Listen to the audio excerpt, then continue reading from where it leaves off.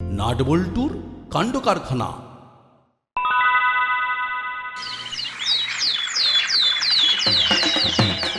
আজ বিজয়া দশমী।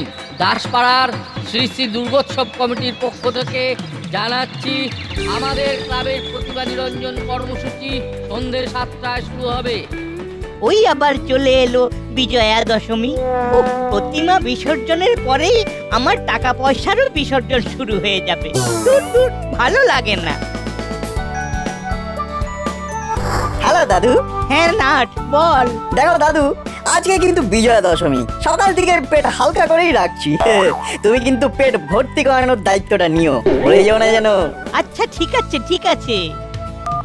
উফ, বাবা রে বাবা। হ্যালো দাদু। ও হুলো, হ্যাঁ বল। মনে আছে তো আগের বার তুমি বিজয়ায় আমাকে আর আমার দাদাকে লাচ্চা পরোটা চিকেন কষা খাইয়েছিলে? হ্যাঁ মনে আছে। এবার কিন্তু সেটা চলবে না। প্রণাম করব আর সাথে সাথে পরোটার সাথে মাটন কষা চাই। কি রেডি? উফ, বাবা রে বাবা, কি পাপে যে পাড়ার বড় হয়েছিলাম কে জানে। পাপ নয় দাদু, পুণ্য পুণ্য। আমরা তোমাকে প্রণাম করে পুণ্য অর্জন করব। রাখছি।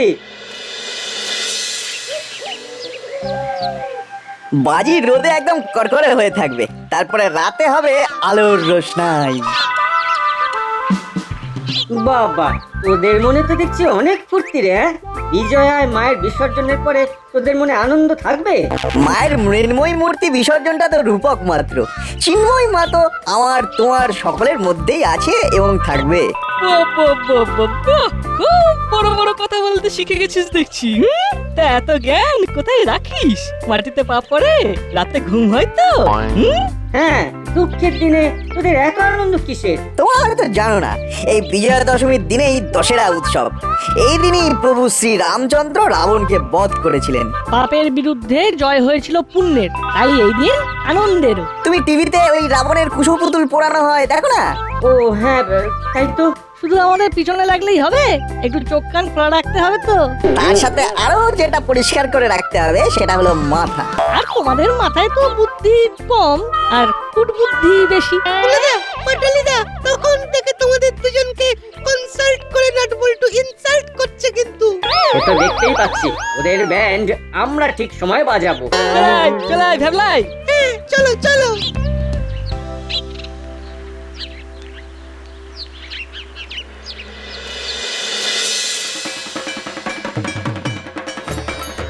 বল্টু, এবার প্রতিমা এগোবে আর আমাদের বাজি পোড়ানো শুরু হবে। ঠিক বলেছিস। এই সব বাজি নিয়ে নিয়েছিস তো? হ্যাঁ, এই তো থলের মধ্যে বাজি, মোমবাতি, পকেটে দেশলাই, সব রেডি। একটু এগো, তারপরে পুরো রাস্তা আলোয় ঝলমলে করে দেবো। হ্যাঁ, দারুণ মজা হবে। আমরা সবাই হই হুল্লোড় করতে করতে যাব। মজা এবার সাজা হয়ে যাবে। এই নে। যা। আরে কি হলোটা কি? ওরা আমার প্যান্টের পকেটে জল ঢেলে দিল। যা, তোর পকেটে তো দেশলাই ছিল, তার মানে সব ভিজে গেল। হলো তোর এত বদ বুদ্ধি? তুমি আবার এন্ট্রি নিচ্ছ কেন মাসি? নেব না। নট বল্টু কত শখ আহ্লাদ করে ভেবেছে একটু আতশবাজি ধরাবে, আর তুই সেই আনন্দের জল ঢালার প্ল্যান করছিস? দেখুন না আন্টি। কোনো চিন্তা করিস না নট বল্টু, আমি তোদেরকে এক্ষুনি দেশলাই কিনে দিচ্ছি। ও হুলোদা, তোমার প্ল্যানেই তো জল পড়ে গেল গো। ধুর ধুর, ঘরের লোক বিচ্ছে করলে তো এভাবে মাঠে মারা পড়বই। আর হলো, আর বদমাইশি না করে বিসর্জন সেরিমনিটা এনজয় কর।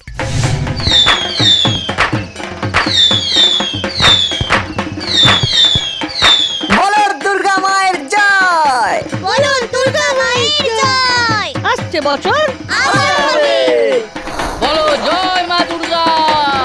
জয় মা দুর্গা। আসছে বছর। আবার হবে। ও, এবার পুজো জমে জমজমাট। ঠিক বলেছিস নাট, দারুণ এনজয় করেছি। তাহলে চলুন, এবারে আর কোনো মন্তব্য না করে আমরা আমাদের গন্তব্যের দিকে এগিয়ে যাই। হ্যাঁ হ্যাঁ, তাড়াতাড়ি চলুন তাড়াতাড়ি চলুন।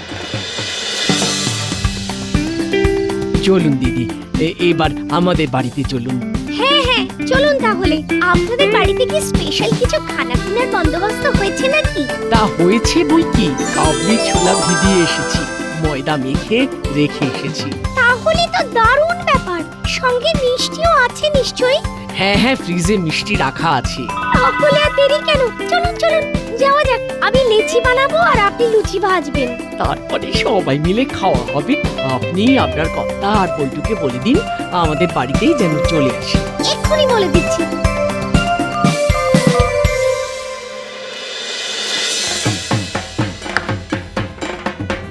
আবার এসো মা, আবার এসো তুমি মা, আবার এসো। কাকু, পুজো তো হয়ে গেল, এবারে পেট পুজোর ব্যাপারটা দেখুন। এই মিষ্টি মুখের ব্যবস্থা করা হয়েছে, করালি বাবুকে দায়িত্ব দেওয়া আছে। নাটের সব সময় খালি খাই খাই খাই খাই, না খেলে শরীরটা কি করে ধরে রাখবো বলো? আমি এক্ষুনি মিষ্টিগুলো নিয়ে আসছি।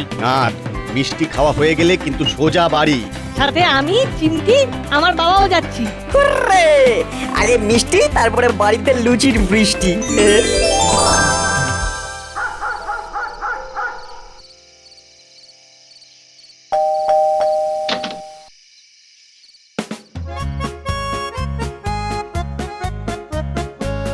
মা, কি রান্না হয়েছে? চটপট খেতে দাও।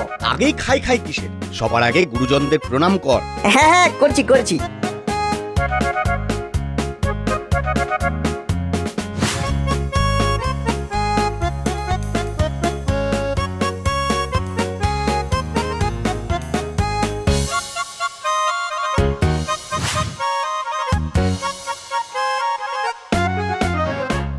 আরে আরে আরে, ঠিক আছে ঠিক আছে, এবার লক্ষ্মী ছেলের মতো থাকো। আরে সামনেই তো লক্ষ্মী পুজো, লক্ষ্মী ঠাকুর তো দেবী মানে মেয়ে। দাও দাও, তাড়াতাড়ি খেতে দাও তো, গরম গরম লুচি আর কি করেছো দাও। চল বল্টু, চিমটি, আমরা ডাইনিং টেবিল দখল করি। ছুটোছুটি নাচাগানা করে বেশ ভালোই খিদে পেয়েছি। খিদে ধরে রাখ, একটু পরে করালি দাদুর বাড়িতে যেতে হবে। সকালে বলে রেখেছি, ভুললে চলবে না। বলছি বাবা, করালি দাদু বয়স্ক মানুষ, ওনাকে এত রাতে জ্বালানোর কোনো মানে হয়? আন্টি, এটা তো জ্বালানো নয়, এ হলো ভালোবাসা। বল্টু ঠিকই বলেছে।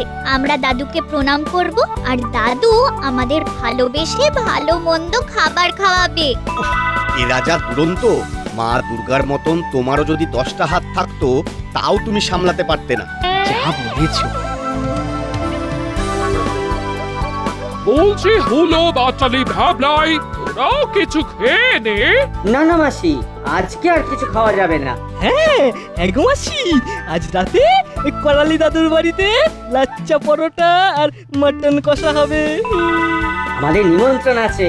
এত রাতে তোদের নেমন্তন্ন? আরে ওটা অর্জিত নিমন্ত্রণ, আমরা চেয়ে চেয়ে অর্জন করেছি। চল ভেবলাই, চল চল চল, লয় চল এগোনো যাক। দাঁড়া, আগে মাসিকে প্রণাম করে নি।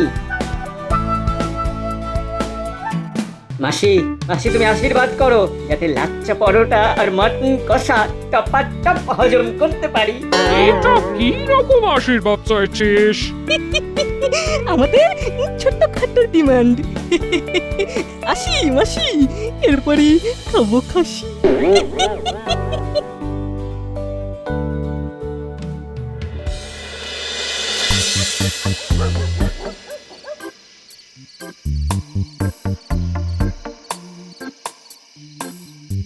এই কি রে দাদা, এই কি কাণ্ড? করালি দাদুর দরজা বন্ধ। এই সেরেছে, এটা দরজা বন্ধ কেন রে? দাদুকে একটা কল করো না, বলো আমরা প্রণাম করতে এসেছি।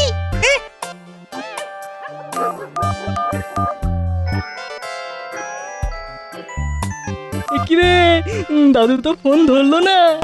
এবার কি হবে? আমি তো বাড়িতেও বললাম আমার জন্য কিছু রান্না করতে হবে না। আরে চিন্তা করছিস কেন?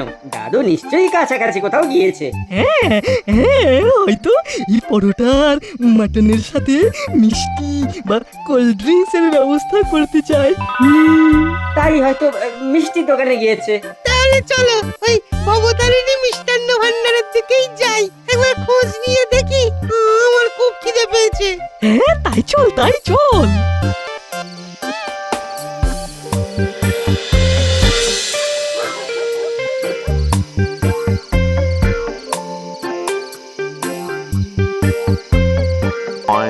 কিরে বল্টু, চিমটি, এ কি কাণ্ড?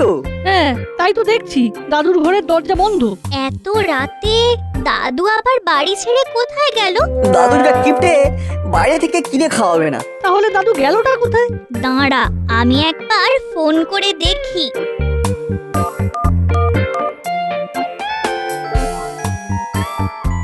পুরো রিং হলো কিন্তু ধরলো না। তাহলে কি আমাদের খাওয়ানোর ভয় কোথাও চলে গেল? আর যাবে, এত রাতে দাসপাড়া থেকে না আছে কোনো ট্রেন না কোনো বাস। আমার মনে হচ্ছে আশেপাশেই কোথাও গেছে।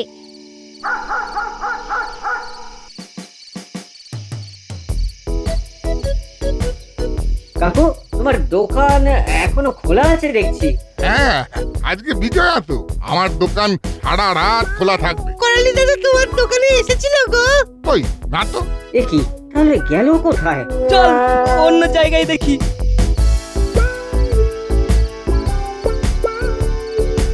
দাদুকে কোথায় খুঁজবো বলতো? ও হলো না, আমার খুব খিদে পেয়েছে। এই তুই চুপ কর তো। কত আশা দেখিয়ে আমাকে নিয়ে এলে, আমার কপালে তো একটা বাতাসও জুটলো না। ভাব আজকে তোর উপোস, তুই একটু কম কথা বলে আমাদের সাথে হাঁটতে থাক। হ্যাঁ, আমরা বরং একে ওকে জিজ্ঞেস করি। আরে ও মনে দাদা, দাঁড়াও দাঁড়াও।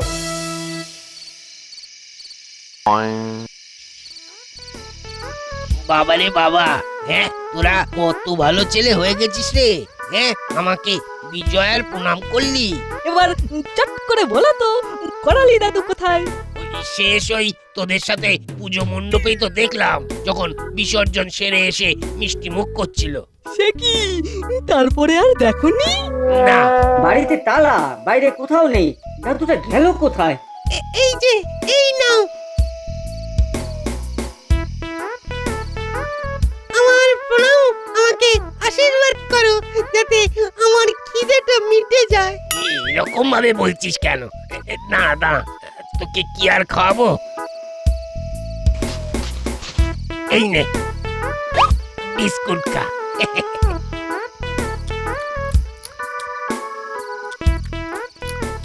ও বাঁচালে মুন্টুদা, বাঁচালে, ধরে প্রাণ ফিরে পেলাম।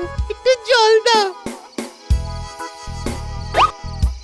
এইসব মালপত্র গুটিয়ে বাড়ি ফিরছি বলে তো খাওয়াতে পারলাম। তোরা করালি দাদুকে খোঁজ, আমি চলি। বলছি চল, আমরা বরং আবার দাদুর বাড়ির দিকেই যাই। হ্যাঁ, যদি দাদু ফিরে আসে।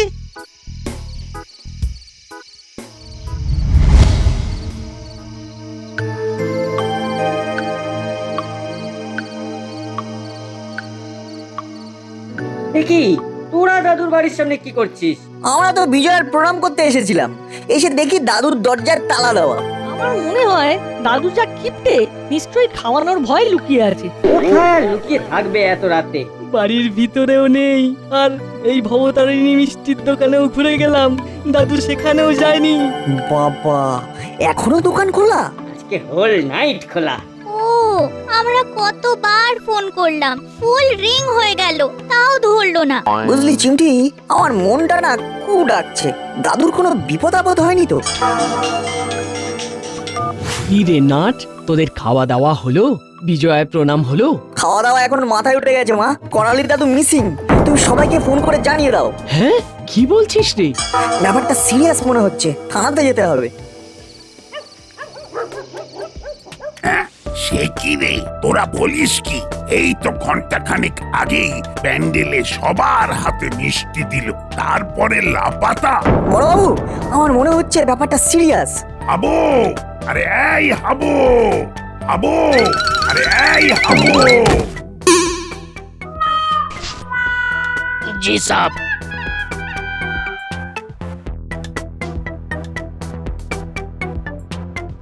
বলিয়ে সাহেব। তুমি এক্ষুনি করালি বাবুর তল্লাশি শুরু করো, আমি দেখছি ওনাকে ফোন করে। আমরা অনেকবার ফোন করেছি কিন্তু একবারও ফোন রিসিভ করেননি। দাঁড়া, এবার আমি দেখছি। আমার নামও গোপী দারোগা, এক সে বাড়কার এক আমার পায় তাড়া।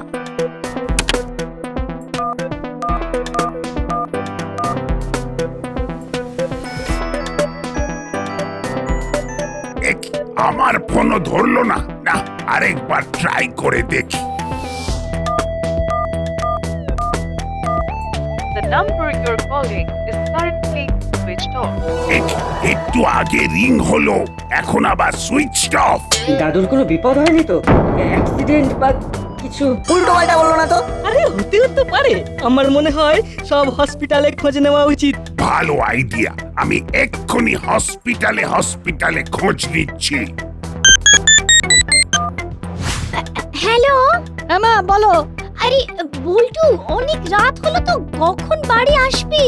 আমরা এখন থানায় আছি, করালি দাদু মিসিং, খুব সমস্যার মধ্যে আছি। হ্যাঁ, সে কি রে? দাঁড়া, তাহলে আমরাও আসছি। আচ্ছা, পাড়া সবাইকে বলো খোঁজ করতে। তোরা করালি বাবুর খোঁজ শুরু কর, আমি একটু পরে আসছি। হ্যাঁ, এত রাতে গেলটা কোথায়? খুঁজে বার করতেই হবে। পুরো দাসপাড়ায় চিরুনি তল্লাশি করা হলো, কিন্তু কোথাও তো দাদুর কোনো হিন্টসও পেলাম না। সব থেকে বড় ব্যাপার, বিজয়ার মিষ্টি মুখের পরে সবাই বলছে দাদুকে শুধু বাড়ির দিকেই যেতে দেখেছে।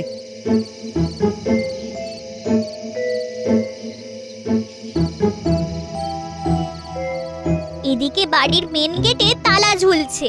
তাহলে কি দাদু বাড়িতেই আছে? ও লেকিন ও বাড়ির ভিতরে কি করে থাকবেন কোরালি বাবু? হ্যাঁ, বাড়ির পিছনের দরজাও বন্ধ, আর ছাদ দিয়েও যাওয়ার রাস্তা নেই। বাড়ির পিছনে চলো।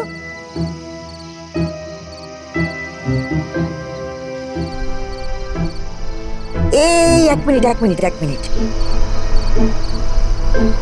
ইউরেকা, বল্টু, চিমটি। কি হলো?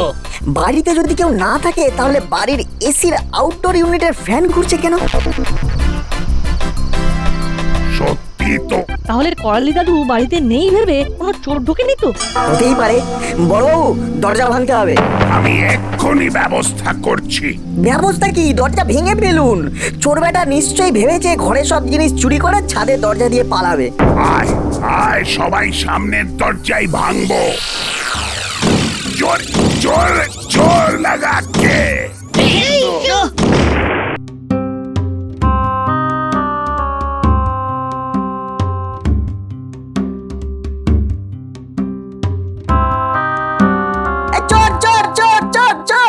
দাও ধলাই, পাকড়াও করো।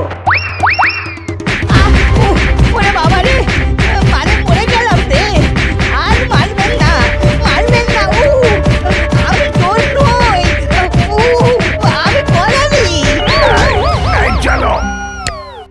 কি দাদু, তুমি তোমার বাড়িতে বাইরে দিয়ে দরজায় তালা দেওয়া? এত ফোন করলাম, ফোন ধরলেন না। তা আপনি কোথা দিয়ে ঢুকলেন? চারিদিকে তো বন্ধ।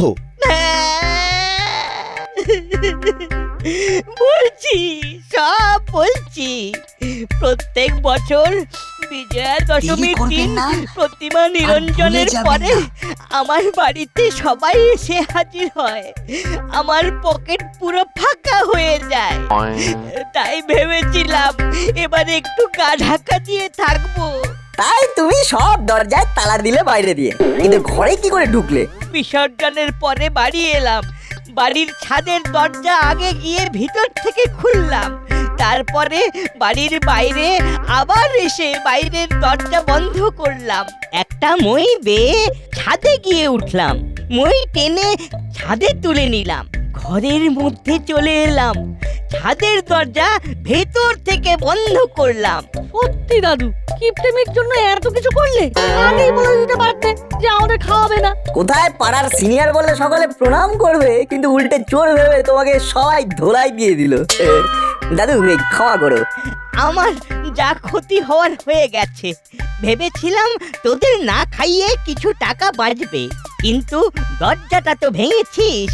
সেটা সারাতে তার থেকে বেশি টাকা আমার খরচ হয়ে যাবে। সেসব আমরা চাওয়াগুলো সারিয়ে দেবো। কিন্তু তোরা বুঝলি কি করে আমি ঘরের মধ্যে আছি?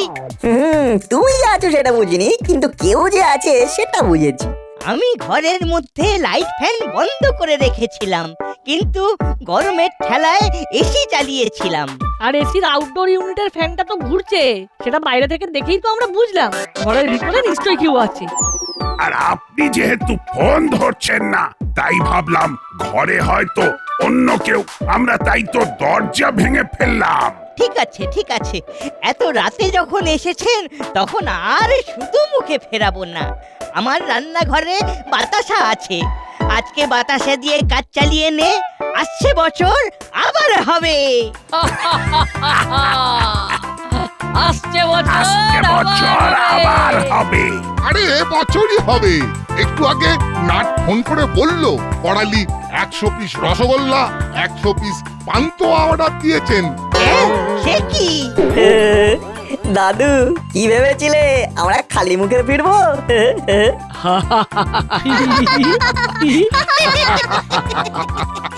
তা কত টাকা হয়েছে মিষ্টির দাম?